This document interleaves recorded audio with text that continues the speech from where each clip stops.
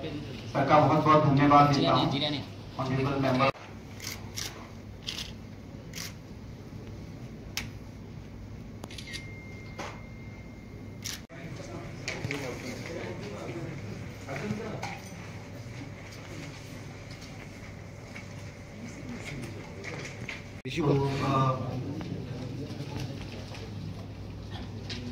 Election के 18 Lok Sabha election के बाद फर्स्ट टाइम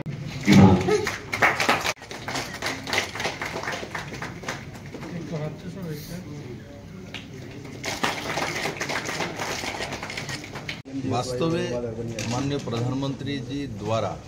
सेंट्रल स्कीमगुली आछे যেগুলো রাজ্য সরকার দ্বারা ইমপ্লিমেন্ট করা হয় সেগুলোকে ফলো আপ করার জন্য দিশা মিটিং করা হয় ও প্রতি 3 মাসে একবার দিশা মিটিং হয়। মোটামুটি 47-48 স্কিম আছে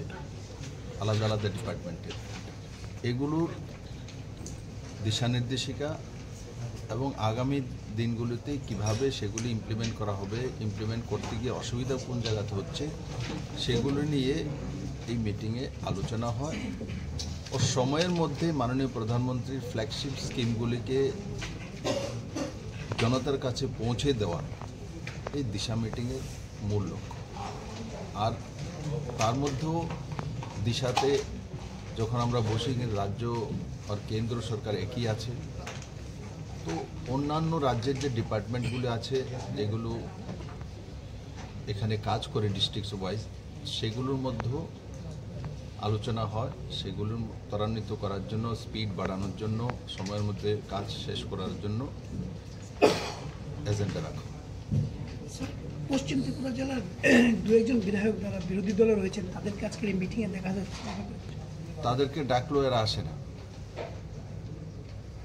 এরা অন্য প্রজাতি, দুনিয়া থেকে এরা লুপ্তপ্রায় হয়ে গেছে, এখানে তো নেই এরা। ভাগ্যচক্রে কংগ্রেসের কারণে অ্যালায়েন্স করে কয়েকটা সিট পেয়েছে, আগামী দিনগুলোতে এগুলোও থাকবে না এদের এই অসাংবিধানিক ব্যবহারের কারণে।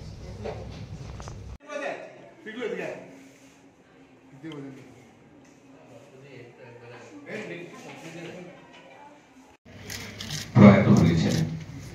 আমরা এবারে সবাই দাঁড়িয়ে প্রয়াত বলাই গোস্বামীর তৃতীয়